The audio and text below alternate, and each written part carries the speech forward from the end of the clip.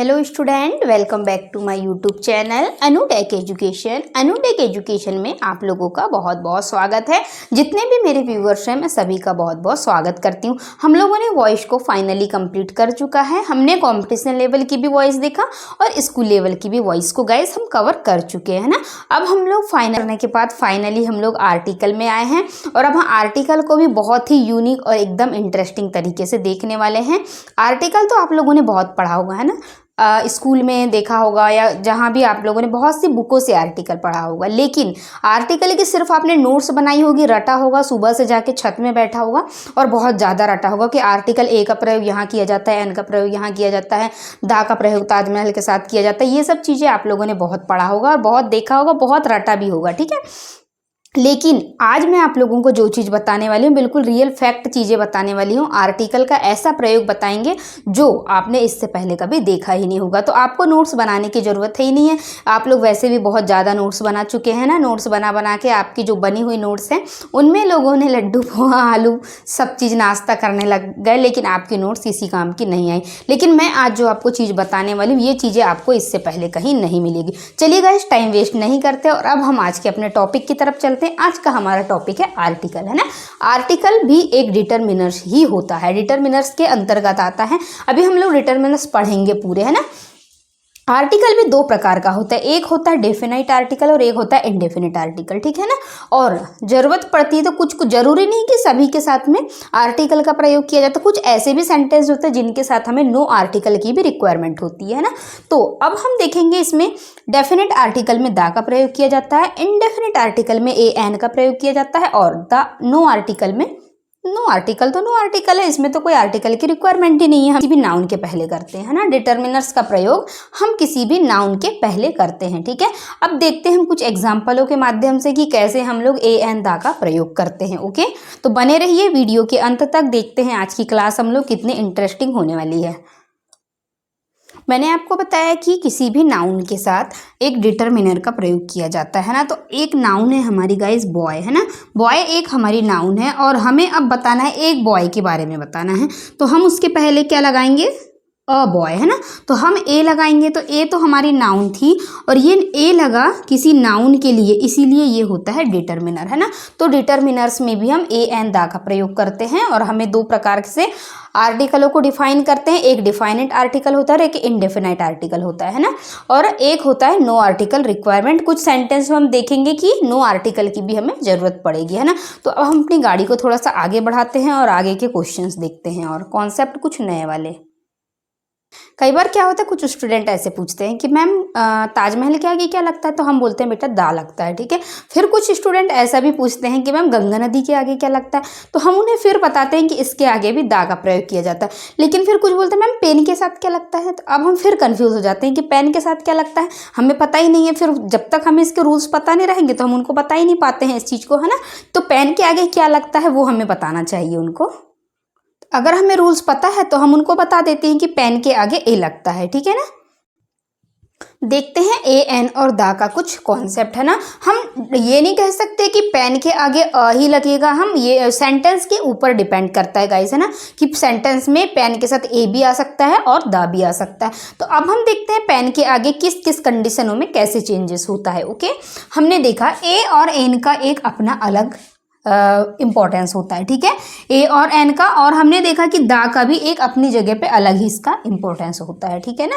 अब हम किसी सेंटेंस को बोलते हैं आई बॉट ब्लैंक पेन, मतलब मैंने एक पेन खरीदा, तो हम इस कंडीशन में यहाँ ए का प्रयोग करते हैं, ठीक है। अब हम बात करेंगे उसी को कि आई लॉस्ट ब्लैंक पेन, मतलब मेरा एक पेन गुम गया। ये भी सिंपल सा सेंटेंस था, तो हम लोगों ने भी क्या किया, यहाँ पर ए लगा दिया, ठीक है ना। तो आई बॉट अ पेन बोलेंगे जनरली हम, और आई लॉस्ट अ पेन, मैंने एक पेन खरीदा और मेरा एक पेन भी गुम गया, ठीक है ना। ये तो हुआ नॉर्मल सेंटेंस। लेकिन अब किस कंडीशन में हम पेन के आगे द भी लगाते हैं वो चीज़ को हम देखेंगे, ठीक है।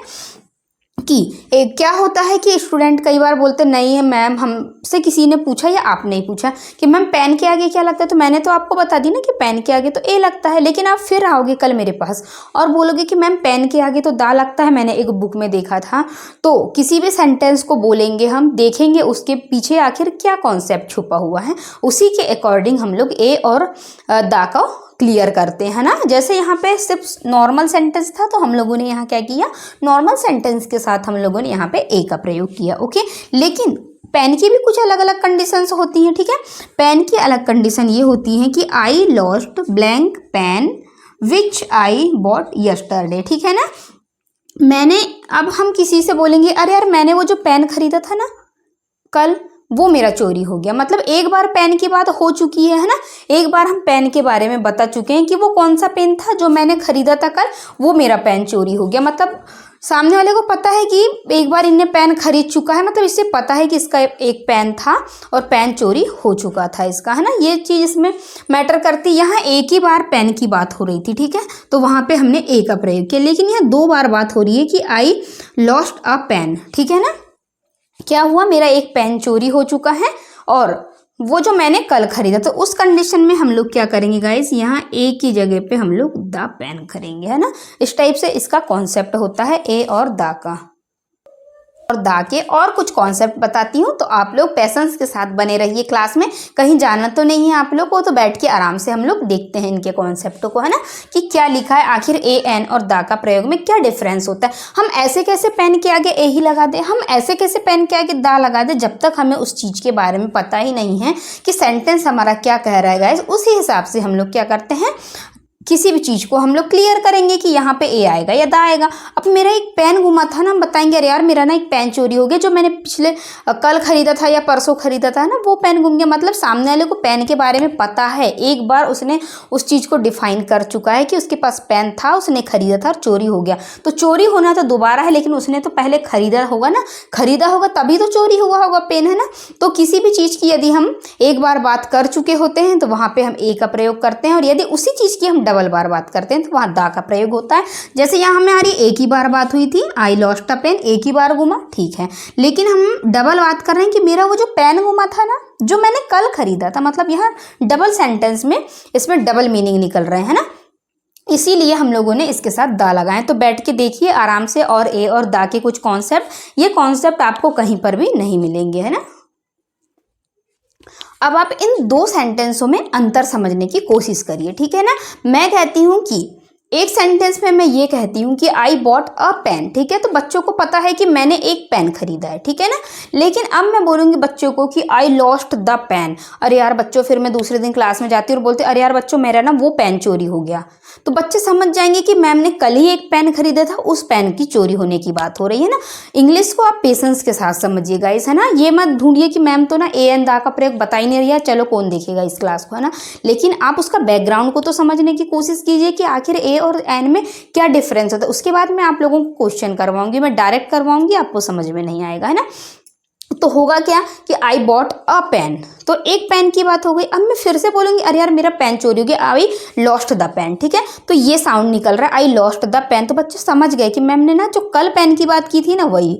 अब अगर उसी बीच में कोई एक क्लास में बच्चा आ जाता है और मैं उसको बोलती हूँ कि आई लॉस्ट द पेन, है ना, तो बच्चा इधर उधर देखेगा, यदि उसको इंग्लिश बनती होगी तो, कि I lost the pen, ma'am ने कल दूसरा पेन खरीदा था क्या, कौन से पेन की बात कर रही मैम। लेकिन यदि उस बच्चे को पता है जिनको आई लॉस्ट द पेन बोल रही, मतलब इसके बारे में पहले बात हो चुकी है, पेन खरीदा जा चुका है और वही पेन चोरी हो चुका है, इसलिए हम लोगों ने यहाँ पे दा का प्रयोग किया है ना। डायरेक्ट हम किसी को भी एकदम से नहीं बोल सकते कि आई लॉस्ट द पेन, ठीक है, लेकिन यदि किसी को उस चीज के बारे में पता है तब हम उस कंडीशन में दा का प्रयोग करते हैं। जैसे आई बॉट अ शर्ट, हमने एक गए और दुकान से एक शर्ट खरीद के लाया, ठीक है ना, आई बॉट अ शर्ट, ठीक है, तो वो तो हमें पता है कि हमने एक शर्ट खरीद लिया।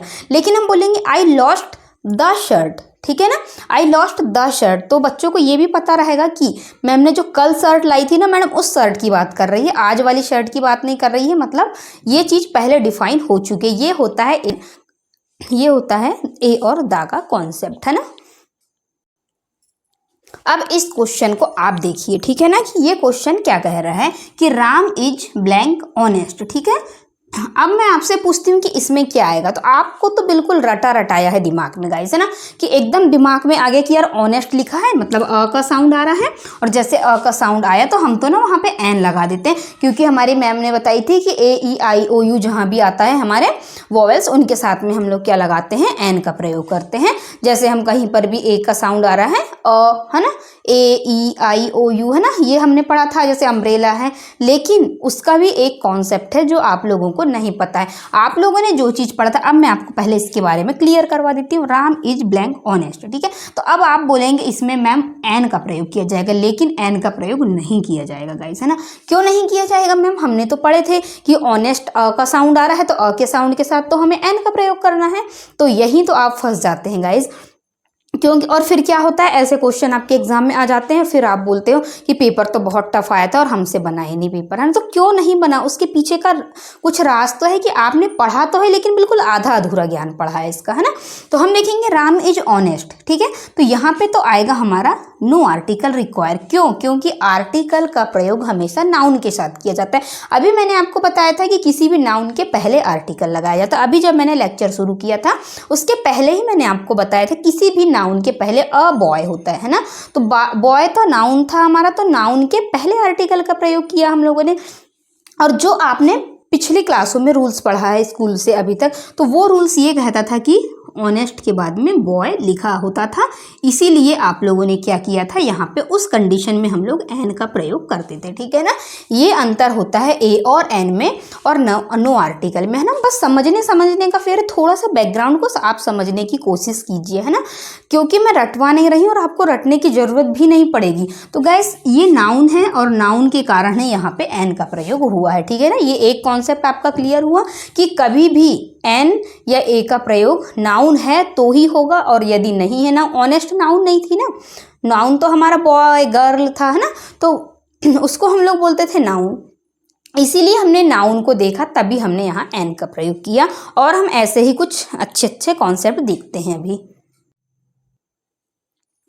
तो ये तो बॉय तो हमारा नाउन था, लेकिन जो ऑनेस्ट है वो हमारा एडजेक्टिव है, ठीक है। और एडजेक्टिव के आगे कोई भी आर्टिकल का प्रयोग नहीं किया जाता है, ओके। अब आप इस कॉन्सेप्ट को समझिए, ठीक है। ब्लैंक दिया है, ऑनेस्ट दिया है, आर ऑलवेज रिवार्ड, ठीक है ना। तो ये सभी ऑनेस्टों की बात हो रही है यहाँ। तो अब आप बोलेंगे कि इसमें भी ऑनेस्ट लिखा है, तो अब हम क्या करेंगे, यहाँ पे भी हम क्या लिख देंगे, एन लगा देंगे, है ना।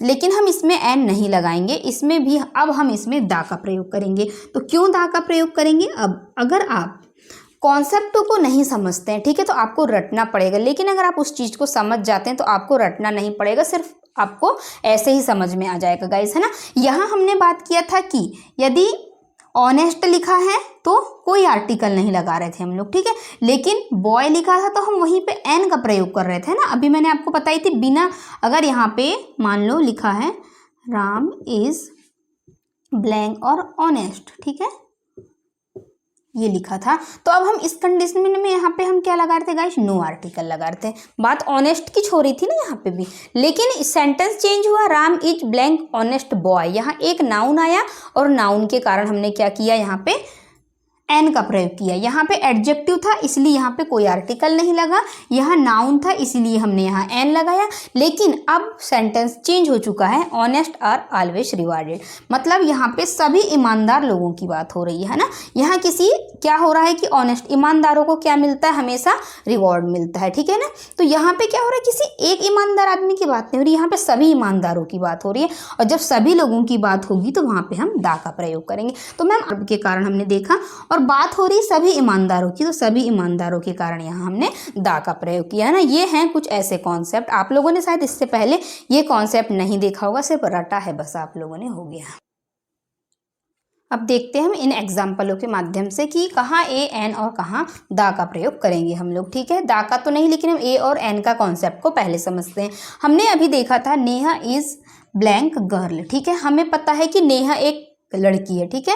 तो लड़की है क्योंकि ये नाउन है गाइस, और नाउन के कारण हमने क्या किया, यहाँ पे ए का प्रयोग किया। अभी अभी मैंने आपको बताया था कि नाउन के पहले ए का प्रयोग किया जाता है या नाउन के पहले आर्टिकल का प्रयोग किया जाता है। ओके, अब हम देखेंगे सेकंड में कि नेहा इज ब्लैंक ऑनेस्ट। ये इसको कई लोग क्या होता है, इसे हॉनेस्ट भी पढ़ते हैं, लेकिन ये हॉनेस्ट नहीं है, ये ऑनेस्ट लिखा है, ठीक है ना। तो हमने देखा नेहा इज ब्लैंक ऑनेस्ट, तो ये एडजेक्टिव है क्योंकि यहाँ नाउन नहीं है ना। नाउन तो हमें पता है गर्ल बॉय है ना, राम श्याम जो भी हो, किसी के नाम हो तो वो नाउन में आ जाते हैं। तो ये क्या होता है हमारा एडजेक्टिव। तो एडजेक्टिव के पहले कोई भी आर्टिकल नहीं लगता है। क्यों नहीं लगता, चाहे वो ऑनेस्ट, यदि यहाँ गर्ल होता या बॉय होता तो उस कंडीशन में यहाँ पे हम लोग लगा सकते थे, ठीक है ना। तो हम ए एन लगाते, लेकिन यहाँ पे कुछ नहीं था, एडजेक्टिव था ये, तो कुछ नहीं लगाया, छोड़ दिया। अब सेकंड क्वेश्चन कहता है कि Neha is blank honest girl. तो अब हम देखेंगे यहाँ एडजेक्टिव भी है और नाउन भी है। तो अब हम क्या करेंगे गाइस, यहाँ कि अब हम, ये नाउन था हमारा और नाउन है, इसीलिए अब हम उस कंडीशन में यहाँ एन का प्रयोग करेंगे कि Neha is an honest girl. Okay, अब हम नेक्स्ट सेंटेंस देखते हैं, Neha is blank very honest girl, ठीक है ना। ये नाउन है, ये एडजेक्टिव है और ये एडवर्ब है। देखो, एक लड़की है जिसकी शादी करना है, ठीक है। तो हमने पूछा कि लड़की कैसी है, तो बोले ईमानदार है बहुत, है ना। तो कितनी ईमानदार है, तो बहुत ईमानदार है, मतलब वेरी, है ना। लड़की तो है, लड़की है, कैसी है, ईमानदार है, कितनी है, बहुत है। तो अब हम क्या करेंगे यहाँ, तो आप बोलोगे कि मैम ऑनेस्ट यहाँ गर्ल के पहले ए क्यों नहीं लगा रहे हैं अब हम, है ना। तो गर्ल के पहले इसीलिए नहीं लगेगा कि गर्ल के पहले ऑनेस्ट के अकॉर्डिंग लगेगा। ऑनेस्ट के पहले देखिए हमने कि वेरी लिखा है जो कि एडवर्ब है, और एडवर्ब के अकॉर्डिंग भी अब हम लोग यहाँ पे वर्ब को लगाएंगे, अकॉर्डिंग आर्टिकल लगेगा ए का प्रयोग कि नेहा एक ईमानदार लड़की है, ठीक है ना। तो आई होप आपको ये ए एन का थोड़ा बहुत कॉन्सेप्ट समझ में आएगा। अभी मैं इसको और थोड़ा सा विस्तार से बताती हूँ आप लोगों को। अब हमने देखा इस सेंटेंस में एक लड़की है, ठीक है। हम इससे बात करते हैं और कहते हैं कि शादी करना है, तो उनने बोला ठीक है कर लेंगे शादी। तो ये इसकी हो गई शादी ए के साथ, ठीक है ना, क्योंकि नाउन था तो हमने ए लगा दी, ये इसकी शादी हो गई, ठीक है।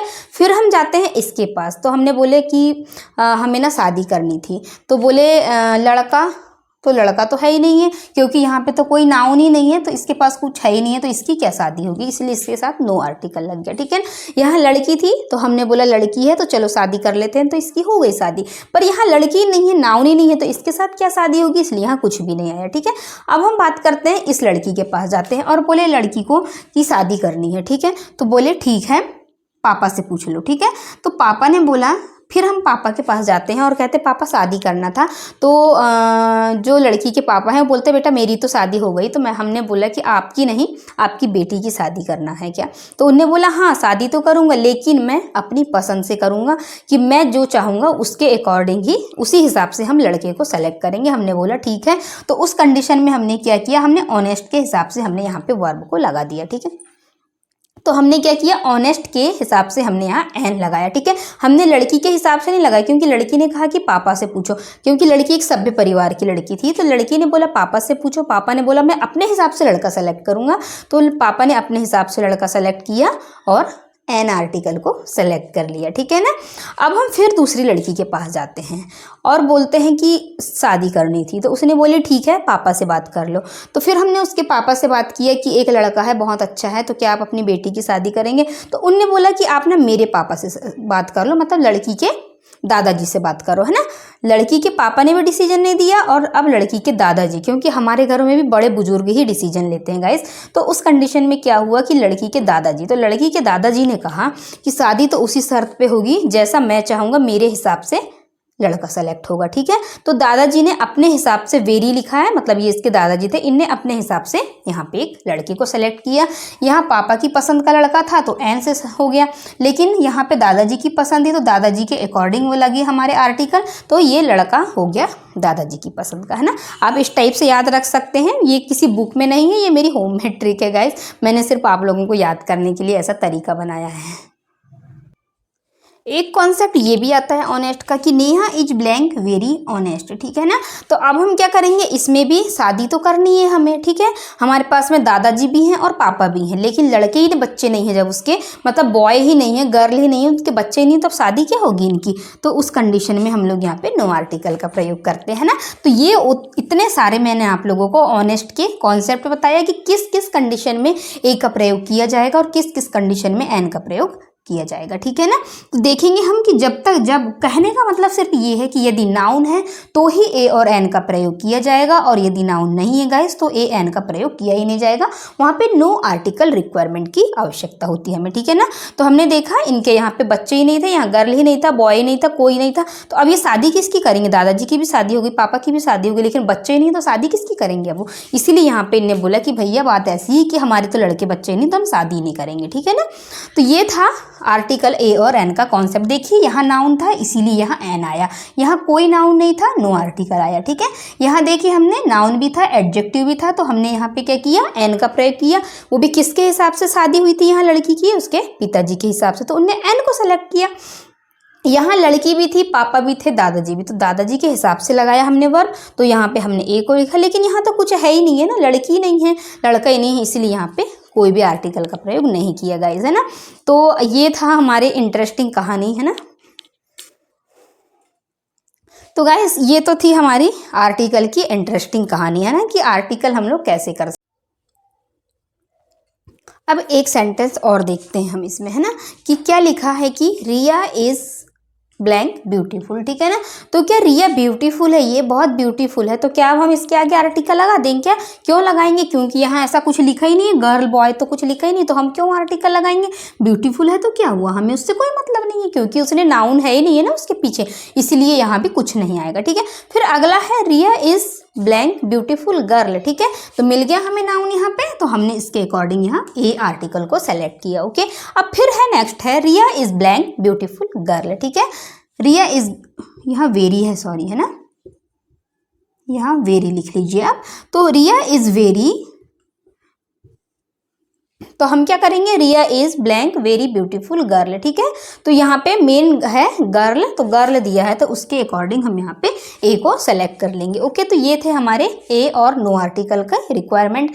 आप सुंदर कब बनेंगे, जब आप किसी कंपटीशन एग्जाम की तैयारी कर रहे हैं, आपके साथ 2 स्टार 3 स्टार लग जाएंगे एसआई की, या किसी बड़ी जॉब, बड़े ऑफिसर बन जाएंगे और आपके अकाउंट में हर महीने पैसे आने लग जाएंगे, तो आपकी सुंदरता अपने आप बढ़ जाएगी। ऐसा नहीं कि क्रीम पाउडर लगाने से या 10 बार सजने से या बहुत मेकअप करने से आदमी सुंदर बन जाता है। इंसान सुंदर तब बनता है, आज की जनरेशन में क्या हो रहा है कि सुंदरता उसी इंसान की है जो एक व्यवस्थित आदमी है और जॉब करता है, उसके पास पैसे हैं, तो उसकी एक अलग ही इमेज है।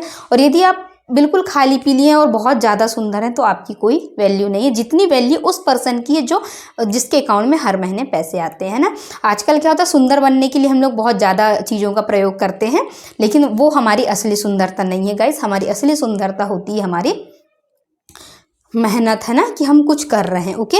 तो आज तो हम लोगों ने बहुत ज़्यादा बेसिक कॉन्सेप्ट ही देखा, आज हमने अगली क्लास में हम देखें, लेकिन हमने आज की क्लास में बहुत खास ही देखा है। क्या खास देखा है, क्योंकि हमने बहुत इंपॉर्टेंट कॉन्सेप्टों को कवर किया है ना। आपको यदि बैकग्राउंड पता नहीं होता तो आप ए एन का प्रयोग करते कैसे, आपने तो सिर्फ रट रखा था बस। लेकिन ये कॉन्सेप्ट आपको देखने के बाद, आज की इस बेसिक बैकग्राउंड को देखने के बाद, आप कभी भी आर्टिकल में कन्फ्यूज नहीं होगा, ये मेरा वादा है आपसे, ठीक है ना। अब हम आज की क्लास को यहीं ओवर करते हैं और मिलते हैं हम अब अगली क्लास में ए एन दा के कुछ कॉन्सेप्ट और कुछ क्वेश्चनों के साथ जो एग्जाम में किस तरीके से पूछे जाते हैं। गाइस वीडियो को स्किप करके बिल्कुल मत देखना, और चैनल पे नए हैं तो प्लीज़ चैनल को सब्सक्राइब जरूर कर लेना, है ना। मिलते हैं हम अगली क्लास में, तब तक के लिए okay bye, thanks for watching this video.